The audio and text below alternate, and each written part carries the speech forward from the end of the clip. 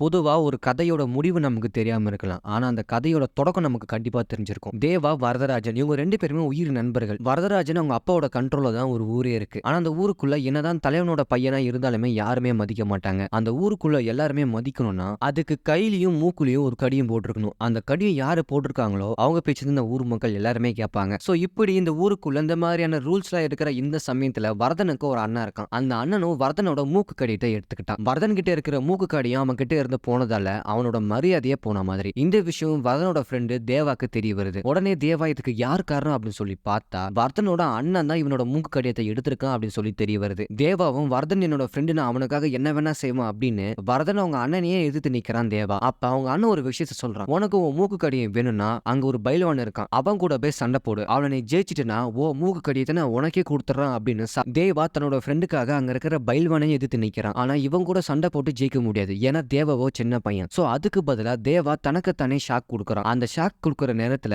பைல்வான் தேவா தொடும்போது தேவாக்கும் பைல்வானுக்கும் 2 பேத்துக்குமே ஷாக் அடிக்குது. 2 பேருமே கீழே விழுந்துடுறாங்க. இருந்தாலும் தேவாக்கு நான் பைல்வானை ஜெயிச்சிட்டேன் அப்படின்னு ஒரு சந்தோஷம். அந்த வழியில கூட பைல்வான் கீழே விழுந்துட்டான், சோ அந்த மூக்கு கடியத்தை என்கிட்ட கொடு அப்படின்னு வரதன் அவங்க அண்ணன் கிட்டே சண்டைக்கு போறான். வரதன் அவங்க அண்ணனும் சரி நீ ஜெயிச்சிட்ட அப்படின்னு சொல்லி மூக்கு கடியத்தை வரதன் கிட்டே திருப்பி கொடுக்கறான். இவங்க வாழ்ற இந்த ஊர்ல அடிக்கடி ஏதாவது ஒரு பிரச்சனை நடந்துட்டே இருக்கும். அதுலயும் குறிப்பா யார் பலசாலி அப்படின்ற போட்டி ரொம்பவே அதிகமா இருக்கும். இப்படி யார் பலசாலி அப்படின்னு நிரூபிக்கிற இந்த சண்டையில தேவாவும் அவங்க அம்மாவும் மாட்டிக்கிறாங்க. சோ எப்படியாச்சும் தேவாவையும் அவங்க அம்மாவையும் காப்பாத்தணும் அப்படின்னு சொல்லி அவன் அப்பாவோட ஆளுங்களே வரதன் எதிர்த்து நிக்கிறான். அவங்களும் தலைவனோட பையன்லாம் அப்படி சொல்லி பார்க்க மாட்டாங்க. உங்க அப்பா ஆணையிட்டாரு, சோ அதே மாதிரி நாங்க எதுவுமே பண்ண முடியாது அப்படின்னு தேவாவையும் அவங்க அம்மாவையும் அழிக்க பாக்குறாங்க. ஆனா வரதனுக்கு என்ன பண்றதே தெரியல. பொதுவா இந்த ஊருக்குள்ள யாரெல்லாம் கணையம் போட்டிருக்காங்களோ அவங்க தான் அந்த ஊருக்குள்ள மந்திரி மாதிரி. சோ மூக்கு கணையத்துக்காக தேவா வரதராஜனோட அண்ணனே எதிர்த்து நின்று சண்டை போட்டான். இப்ப தேவாக்கு ஒரு பிரச்சனை. வரதன் தன்னோட கை கணையத்தை எடுத்து தேவா அவங்க அம்மாவை கொலை பண்ண வந்த அந்த கூட்டத்தோட அடியாள் கிட்ட தூக்கி போடுறான். அவனுக்கும் இந்த கணையம் நமக்கு கிடைச்சிருது, அப்ப நம்மளும் ஒரு மந்திரி தான் அப்படின்னு அந்த சந்தோஷத்துல தேவாவையும் அவங்க அம்மாவை விட்டு போயிடும். சோ வரதன் நண்பனுக்காக ஒரு மிகப்பெரிய ஒரு பதவியை விட்டு கொடுக்குறான். கடைசியில வரதனும் தேவாவையும் அவங்க அம்மாவையும் காப்பாத்தி நீங்க இந்த ஊருக்குள்ள இருந்தா பிரச்சனை வந்துட்டே தான் இருக்கும், நீங்க இந்த ஊரை விட்டு போயிடுங்க அப்படின்னு தேவா அந்த ஊரை விட்டு போகும்போது கடைசியில ஒரு நிமிஷம் வரத கிட்ட வந்து உனக்காக நான் என்ன வேணா செய்வேன், உனக்கு ஒரு பிரச்சனைனா நான் கண்டிப்பா வந்து நிப்பேன், நீ எப்ப கூப்பிடுறியோ அப்பதான் அந்த ஊருக்குள்ள வருவான் அப்படின்னு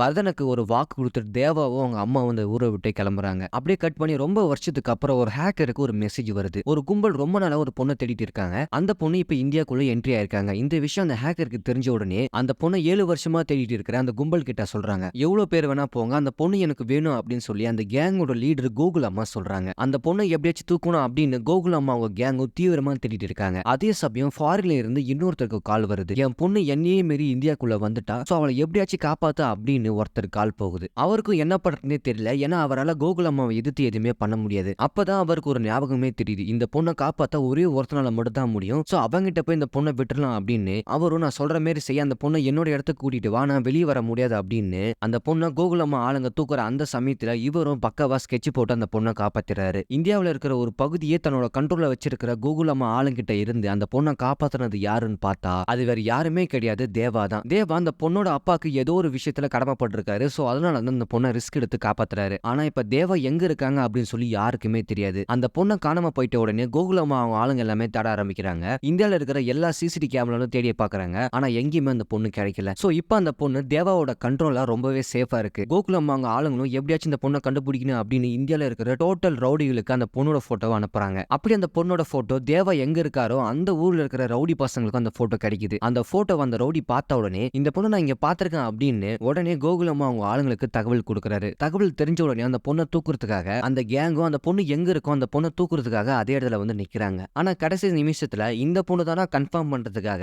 ஒரே ஒருத்த மட்டும் அந்த பொண்ணை போட்டோ எடுக்கிறான். அப்படி அந்த பொண்ணை போட்டோ எடுத்து கோகுல் அம்மாவோட ரைட் ஹேண்ட் கிட்ட ஒருத்தனை அனுப்பும்போது அந்த போட்டோக்கு பின்னாடி ஒரு உருவம் தெரியுது. அதை ஜூம் பண்ணி பார்த்த உடனே அந்த போட்டோல யார் இருக்கானோ அவனை பார்த்த உடனே கோகுல் அம்மாவும் அவங்க ஆளுங்க எல்லாருமே பயங்கரமா பயப்படுறாங்க. அது வேற யாருமே கிடையாது, தேவா தான். எதனால தேவா இவங்க எல்லாத்தையும் பார்த்து பயப்படுறாங்க அப்படின்னு சொல்லி யாருக்குமே தெரியல. அதே சமயத்துல தேவா கண்ணு முன்னாடி அந்த பொண்ணை தூக்கிட்டு போறாங்க. ஆனா தேவாவால எதுவுமே பண்ண முடியல, ஏன்னா சின்ன வயசுல எந்த தப்புக்கும் போக மாட்டா அப்படின்னு தேவா அவங்க அம்மா கிட்ட சத்தியம் வாங்கியிருப்பாரு. அந்த சத்தியத்தை மீறி அவரால் எதுவுமே பண்ண முடியல. அவங்க அம்மாக்கே அந்த பொண்ணை கூட்டிட்டு போறதை பார்த்து ரொம்பவே ஃபீல் ஆயிட்டாங்க. நான் தான் உன்னை எந்த பிரச்சனைக்கும் போக கூடாது அப்படின்னு சொல்லி சத்தியம் வாங்கினேன், ஆனா இப்ப அந்த பொண்ணுக்கு ஆபத்து, நீ கண்டிப்பா ஏதாவது பண்ணி ஆகணும் அப்படின்னு அந்த சத்தியத்தை திருப்பி வாங்கிட்டு அந்த பொண்ணை காப்பாத்த சொல்றாங்க. நம்ம தேவாவும் அங்க இருக்கிற ரவுடி பசங்களை பயங்கரமா அடிச்சு அந்த பொண்ணையும் காப்பாத்திடுறாரு. அந்த பொண்ணை 7 வருஷமா தேடிட்டு இருந்தும் கூட அந்த கோகுல் அம்மாவோட ஆளுங்களால தேவாவை எதுவுமே பண்ண முடியல. ஏன்னா ஏற்கனவே கோகுலம்மா அவங்க ஆளுங்களுக்கும் தேவாக்கும் ஒரு மிகப்பெரிய பிரச்சனையும் ஒன்று நடந்துட்டு இருக்கு. ஆனா அப்படி என்ன ஒரு பிரச்சனை, இந்தியாவோட பாதி அரசியல தன்னோட கண்ட்ரோல்ல வச்சிருக்கிற கோகுலம்மா இதுக்கு தேவா பார்த்து பயப்படுறோம் அப்படின்னு ஒரு சின்ன ஒரு பிளாஷ்பேக்கே இருக்கு. ஸோ அந்த பிளாஷ்பேக்கை தான் இப்போ நம்ம பார்க்க போறோம். 1000 வருஷத்துக்கு முன்னாடி கான்சாரா அப்படின்ற ஒரு மிகப்பெரிய நிலப்பகுதி இருந்துச்சு. அந்த நிலப்பகுதியை 3 குரூப்பா பிரிச்சு தன்னோட கண்ட்ரோல்ல வச்சிருந்தாங்க. இந்த கான்சார் நிலப்பகுதியில முக்கியமான வம்சம் அப்படின்னு 2 பேர் தான், மன்னார் வம்சம், சௌரியங்கா வம்சம் அப்படின்னு. ஸோ மொத்தமா 3 வம்சம் இருந்தாலுமே இவங்க 2 பேர் தான் முக்கியத்துவம் வாய்ந்தவங்களா இருந்தாங்க. பிரிட்டிஷ் காலத்துல கூட இவங்களை யாருமே எதுவுமே பண்ண முடியல. ஸோ சுதந்திர இந்தியாவுக்கு அப்புறம் கூட எந்த அரசாங்கத்தாலையும் இவங்களை எதுவுமே பண்ண முடியல. ஸோ கான்சார் தான் மொத்த இந்தியாவோட அரசியலை நிர்ணயிக்கணும் அப்படின்னு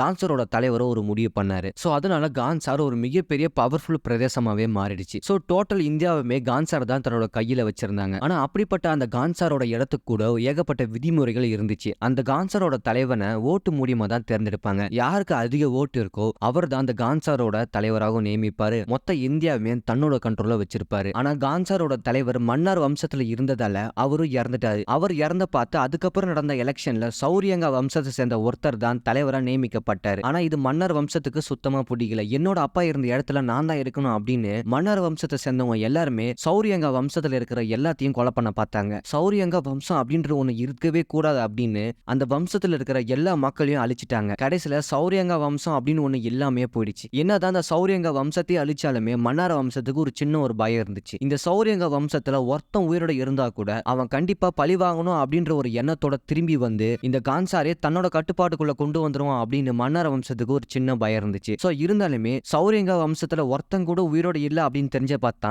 மன்னார வம்சத்துல இருக்கிறவனும் இந்த கான்சாரோட தலைநகரத்துல தலைவராக மாறினாங்க. அப்படியே காலங்கள் போக போக கடைசி வரைக்கும் மன்னார வம்சம் தான் இந்த கான்சாராவே தன்னோட கட்டுப்பாட்டுக்குள்ள வச்சிருந்தாங்க. அதோட இந்தியாவையும் தன்னோட கட்டுப்பாட்டுக்குள்ள வச்சிருந்தாங்க. சோ மன்னார் வம்சத்துல இருந்த யாருமே கான்சார தன்னோட கையை விட்டு போகக்கூடாது அப்படின்னு அவங்க ஒரு மிகப்பெரிய ஒரு ஆர்மியை உருவாக்குனாங்க. கான்சாருக்குள்ள மன்னார் வம்சத்தை சேர்ந்தவங்க அனுமதி இல்லாம யாருமே உள்ள வரக்கூடாது. அது மட்டும் இல்லாம இவங்களுக்குன்னு ஒரு தனி நிபந்தனையே இருக்கு. அதை மீறினா பயங்கரமா தண்டிக்கப்படுவாங்க அப்படின்னு இவங்களுக்குள்ளே ஏகப்பட்ட ரூல்ஸ்களை உருவாக்கி ஒரு மிகப்பெரிய ஒரு தனியாவே ஒரு சாம்ராஜ்யத்தை அவங்களே ஆட்சி செஞ்சு வந்துட்டு இருந்தாங்க. எல்லாமே நல்லா போயிட்டு இருக்கிற இந்த சமயத்துல மன்னார் வம்சத்துக்குள்ளேயே பதவி வெறி நிறைய பேருக்கு வந்துருச்சு. கான்சாரோட தலைவனா இந்தியாக்கே தலைவன் அப்படின்ற இப்படிப்பட்ட ஒரு பதவி மேல யாருக்கு தான் ஆசை வராது. சோ அதனால கான்சாரோட தலைவனா நான் தான் அடுத்து வரணும் அப்படின்னு மன்னார் வம்சத்துக்குள்ள சண்டை போட ஆரம்பிச்சாங்க. ஆனா இப்படி உள்ளுக்குள்ளே ஏகப்பட்ட துரோகிகள் இருக்கிறதால அது யாரு அப்படின்னு சொல்லி கண்டுபிடிக்க முடியல. கான்சாரோட தலைவர் பிசினஸ் விஷயமா வெளிநாட்டுக்கு போகும்போது மன்னார் வம்சத்துக்குள்ளே யாரு பெரிய ஆளு அப்படின்ற ஒரு போட்டி வந்துச்சு. அந்த போட்டியில யார் ஜெயிக்கிறாங்களோ அவங்க தான் அடுத்த கான்சாரோட தலைவர் அப்படின்னு சொல்லி அவங்களுக்குள்ளே ஒரு முடிவு பண்ணிக்கிட்டாங்க. தற்போதைய தலைவரா இருக்கிறோட பசங்களை கொலை பண்ணிட்டா அதுக்கப்புறம் அந்த இடம் நமக்கு தான் வரும் அப்படின்னு தற்போதைய தலைவனோட பையனே கொலை பண்ண பாக்குறாங்க. அப்படி அந்த பையன் வேற யாருமே கிடையாது. சின்ன வயசுல ஒரு மிகப்பெரிய பதவின்னு கூட பார்க்காம தன்னோட ஃப்ரெண்டுக்காக அதை விட்டு கொடுத்தானோ அந்த வரதன் தான் இந்த இப்போதைய தலைவரோட பையன். மன்னர் வம்சத்துல இருக்கிற சில பேர் வரதனை கொலை பண்ற அந்த சமயத்துல கான்சாரோட அரசியல் அமைப்பு ஒரு சில ரூல்ஸுக்குள்ள தான் நடந்துட்டு இருக்கு. அப்ப திடீர்னு பார்த்து சீஸ் ஃபயர் அப்படின்ற ஒரு தடையை ஒண்ணு போடுறாங்க. இந்த தடையை போட்டுட்டா யாருமே சண்டை போடக்கூடாது, கான்சாராக்குள்ள எந்த ஒரு போர்க்களமும் நடக்கக்கூடாது அப்படின்றது தான் இந்த சீஸ் ஃபயரோட ரூல்ஸ். சோ அதனால வரதனை கொலை பண்ற அந்த சமயத்துல இப்போதைய தலைவரா இருக்கிற அவரோட பொண்ணு இந்த ஃபயரை போடுறாங்க. சோ இதனால மன்னர் வம்சத்தை சேர்ந்தவங்க சில பேரால வரதனை கொலை பண்ண முடியல. ஆனா இருந்தாலுமே அந்த சீஸ் ஃபயர் கட்டுப்பாட்டு கூட நம்ம எதிர்ப்பு தெரிவிக்கலாம். சோ சில பேர் அந்த சீஸ் ஃபயர் கட்டுப்பாட்டுக்கு எதிர்ப்பு தெரிவிக்கிறாங்க. சோ அதனால இந்த கட்டுப்பாட்டுக்கு எதிர்ப்பு தெரிவிச்சதால 9 நாள் கழிச்சு நாங்க மறுபடியும் ஒரு ஓட்டிங் பண்ணுவோம். அந்த ஓட்டிங்ல சீஸ் ஃபயருக்கு ஆதரவு அதிகமா இருந்துச்சுன்னா கான்சாராக்குள்ள எந்த ஒரு சண்டையும் நடக்கக்கூடாது. அதுவே சீஸ் ஃபயருக்கு ஆதரவு கம்மியா இருந்துச்சுன்னா சீஸ் ஃபயர் அப்படின்ற ஒரு கட்டுப்பாட்டை தூக்கிடுவாங்க. கான்சாராக்குள்ள நம்ம என்ன வேணா பண்ணிக்கலாம். சோ அப்படி ஒரு ரூல்ஸை கொண்டு வந்து பார்த்து மறுபடியும் 9 நாள் கழிச்சு ஓட்டிங்கை ஸ்டார்ட் பண்ணுவாங்க. அந்த 9 நாள் இந்த கேப்ல எப்படியாச்சும் தன்னோட கட்டுப்பாட்டுக்குள்ள வரணும் அப்படின்னு மன்னர் வம்சம் சேர்ந்தவங்க எல்லாருமே. ஆனா இங்க தான் ஒரு மிகப்பெரிய திருப்பமே. இந்த கான்சாரோட தலைவர் பதவிக்கு ஆசைப்படுறது இப்போதைய தலைவரா இருக்கிறோட முதல் பையன் தான். இரண்டாவது பையன் தான் வரதன். சோ இப்படிப்பட்ட ஒரு சூழ்நிலையில இரண்டாவது பையனை கொன்னுட்டா அதுக்கப்புறம் கான்சாரோட தலைவன் நான் தான் அப்படின்னு முதல் பையன் ருத்ரனும் ஒரு முடிவு பண்றாரு. வாரிசுகளே பதவிக்காக சண்டை போறதால தான் அந்த சீஸ் ஃபயர் அப்படின்ற ஒரு கண்ட்ரோலே கொண்டு வந்தாங்க. சோ மறுபடியும் 9 நாள் கழிச்சு தான் ஓட்டிங் ஆரம்பிக்க போகுது. இந்த 9 நாளுக்குள்ள முதல் பையன் அவனுக்கு தேவையான அளவுக்கு லண்டன், ஜெர்மன் அப்படின்ற ஏகப்பட்ட நாடுகள்ல இருந்து ஒரு மிகப்பெரிய அணு ஆயுதத்தோட மிகப்பெரிய ஒரு ஆர்மியை இறக்கணும். ஆனா இரண்டாவது பையன் வரதுனால எந்த ஆர்மியை கூப்பிட முடியல. அப்பதான் அவனுக்கு ஒரு ஞாபகம் வருது. சின்ன வயசுல உனக்கு எந்த பிரச்சனை நடந்தாலும் நான் வருமா அப்படின்னு அவரோட ஃப்ரெண்டு தேவா ஒரு வாக்கு கொடுத்திருப்பாரு. தன்னோட ஃப்ரெண்டு கூட்டிட்டு வருவான். அது மூலியமா இந்த கான்சராவை தன்னோட கட்டுப்பாட்டுக்குள்ள கொண்டு வரும் அப்படின்னு ரொம்ப வருஷமா பார்க்காத தன்னோட ஃப்ரெண்டு தேவாவை பார்க்க போறாரு. அங்க போன உடனே கான்சார்ல எந்த பிரச்சனை இருக்கு எதுவுமே சொல்லாம என் கூட கிளம்பி கிளம்பி வா அப்படின்னு ஒரு வார்த்தை மட்டும் தான் சொல்றாரு. தேவாவும் அவங்க அம்மா கிட்ட சொல்லிட்டு தன்னோட ஃப்ரெண்டுக்கு ஏதோ பிரச்சனை அதனால தான் கூப்பிடுறான் அப்படின்னு எந்த ஒரு காரணமே கேட்காம கான்சாராக்குள்ள தேவாவும் ரொம்ப வருஷம் கழிச்சு மறுபடியும் உள்ள வராரு. முதல் பையனுக்கு மிகப்பெரிய ஒரு ஷாக்கு. நம்ம இவ்வளவு பெரிய ஆர்மியை கூட்டிட்டு வந்திருக்கோம், ஆனா ரெண்டாவது பையன் ஒரே ஒருத்தனை மட்டும் கூட்டிட்டு வந்திருக்கான்னு, இதுல ஏதோ ஒரு மர்மம் இருக்கான் அப்படின்னு அவரும் பயங்கரமா திங்க் பண்ணிட்டு இருக்காரு. ஒரு கட்டத்துக்கு மேல 9 நாட்கள்ல ஒவ்வொரு நாளா போய்கிட்டே இருக்கு. அந்த ஒவ்வொரு நாளுமே முதல் பையனோட ஆளுங்க ரெண்டாவது பையனை வர்தனா பயங்கரமா டார்ச்சர் பண்ணிட்டு இருக்காங்க. இந்த விஷயம் தேவாக்கு சுத்தமா பிடிக்கல. தேவாவும் 2-3 நாளாவே பொறுத்துட்டு இருக்காரு. ஏன்னா வர்தன் தான் தடுக்கிறாரு, எந்த பிரச்சனையும் வேணாம், ஏன்னா கான்சாருக்குள்ள கட்டுப்பாடு இருக்கு அப்படின்னு. இருந்தாலுமே தான் ஃப்ரெண்டை ஒருத்தன் அவமதிக்கிறான் அப்படின்னு தெரிஞ்ச உடனே தேவாவால தாங்கவே முடியல. ஒருத்தன் ஒரு சின்ன பொண்ணு மேல கையை வச்ச உடனே இதுக்கப்புறம் என்னால பொறுமையா இருக்க முடியாது அப்படின்னு முதல் பையனோட ஆளுங்களை நம்ம தேவா அடிக்க ஆரம்பிக்கிறாரு. ஆனா யாராலுமே திருப்பி அடிக்க முடியல. இந்த இடத்துல தேவா தன்னோட ஆளுமையை நிரூபிக்கிறாரு. தேவாவும் வரதராஜனும் கட்டுப்பாடுகளை மீறி முதல் பையனோட ஆளுங்களை அடிச்சதால அவரை அரெஸ்ட் பண்ணிடுறாங்க. ஒரு கட்டத்துக்கு மேல 9 நாள் கழிச்சு ஓட்டிங்கும் நடக்குது. அந்த ஓட்டெடுப்புல கட்டுப்பாடு வேணுமா வேணாமா அப்படின்னு சொல்லி ரெண்டு பக்கமே சமமா இருக்கு. அதாவது எங்களுக்கு சண்டை வேணும், நாங்க சண்டை செஞ்சு கான்சாராவை அனுபவிப்போம் அப்படின்னு இன்னொரு கூட்டமும், கான்சார்ல சண்டைவே நடக்கக்கூடாது, அமைதி மட்டும் தான் இருக்கணும் அப்படின்னு இன்னொரு கூட்டமும் ஓட்டெடுப்பு நடத்துறாங்க. இந்த ரெண்டு பக்கமுமே சரிசமமான ஓட்டு இருக்கிறதால கான்சாராவை என்ன பண்றது அப்படின்னு சொல்லி யாருக்குமே தெரியல. ஆனா மிச்சம் இருக்கிறது ஒரே ஒரு ஓட்டு தான், அது வரதன் கிட்ட இருக்கு. இப்ப வரதன் யாருக்கு ஓட்டு போடுறாரோ அவங்க தான் பெரும்பான்மையான ஆளு, அவங்க வைக்கிறது தான் சட்டம். வரதன் ஒரு கட்டத்துக்கு மேல எனக்கு யுத்தம் வேணும் அப்படின்ற ஓட்ட முடிவு பண்ணிடுறாரு. இப்ப கான்சார்ல எந்த கட்டுப்பாடுமே கிடையாது, தாராளமா சண்டை செய்யலாம். இப்ப மன்னர் வம்சத்தை சேர்ந்த எல்லாருமே, குறிப்பா முதல் பையனும் எனக்கு இந்த அரியசனை வேணும் அப்படின்னு சொல்லி முதல் பையன் ருத்ரனும் அவரோட ஆர்மியை ரெடி பண்ணி சண்டைக்கு தயாராகிறாரு. தற்போதைய ராஜாக்கு என்ன பண்றதுன்னே தெரியல. ஒரு பக்கம் கான்சாராக்குள்ள போர்க்களம் நடக்குது, இன்னொரு பக்கம் என்னோட பதவிக்கு ஆசைப்படுறாங்க. அவருக்கு ஒரே குழப்பமா இருக்கு. ஆனா தேவா இந்த பக்கம் எல்லாத்தையும் அடிச்சு நொறுக்கிட்டு தன்னோட ஃப்ரெண்டு வரதராஜனுக்காக எப்படியாச்சும் வரதராஜனை இந்த தலைவர் பக்கத்துல உட்கார வைக்கணும் அப்படின்னு ஒரு கனவோட அவர் போராடிட்டு இருக்காரு. ஆனா இங்க தான் இந்த படத்தோட ஒரு மிகப்பெரிய ஒரு ட்விஸ்ட். முதல் பையன் ருத்ரன் என்னதான் ஆர்மியை கூட்டிட்டு வந்தாலுமே தேவாவை எதிர்த்து எதுவுமே பண்ண முடியல. சின்ன வயசுல இந்த ஊரை விட்டு போனவன் எப்படி இந்த ஊரை பத்தி இவ்வளவு டீட்டெயிலா தெரிஞ்சு வச்சுக்கிறான் அப்படின்னு தற்போதைய ராஜாக்கு சுத்தமா புரியல. அப்பதான் ஒருத்தன் ஒரு விஷயத்தையே சொல்றான். மன்னர் வம்சத்துல இருக்கிறவங்க எல்லாருமே பதவி ஆசைக்காக சௌரியங்க அப்படின்னு ஒரு வம்சமே இருக்கக்கூடாது அப்படின்னு அவங்க வம்சத்தையே அழிச்சிங்க. ஆனா அந்த வம்சத்தை நீங்க முழுமையா அழிக்கல. அந்த வம்சத்தை சேர்ந்த ஒருத்தன் தான் தேவா. ஆனா இத்தனை நாளா வரதனோட ஃப்ரெண்டு தான் தேவா அப்படின்னு சொல்லி நம்ம நினைச்சிட்டு இருப்போம். ஆனா அது கிடையவே கிடையாது. தேவா ஒரு சௌரியங்க வம்சத்தை சேர்ந்தவன். இன்னும் குறிப்பா அந்த கான்சாராவோட மன்னர் பகுதியில் இருக்க வேண்டியதே தேவா தான். ஆனா கடைசியில இந்த விஷயம் தேவாக்கு தெரியுமா தெரியாதான்னு பார்த்தா அதுதான் இந்த படத்தை நமக்கு காட்டல. அதாவது தேவா ஒரு சௌரியங்க வம்சத்தை சேர்ந்தவனா இல்லையா, இந்த விஷயம் தேவாக்கு தெரியுமா தெரியாதா அப்படின்னு தெரிஞ்சாலுமே இந்த கான்சாரோட ராஜ பதவியை தன்னோட ஃப்ரெண்டு வர்தனுக்காக விட்டு கொடுப்பாரா, இந்த போர் அவரால் எப்படி ஜெயிக்க முடியும் அப்படின்றத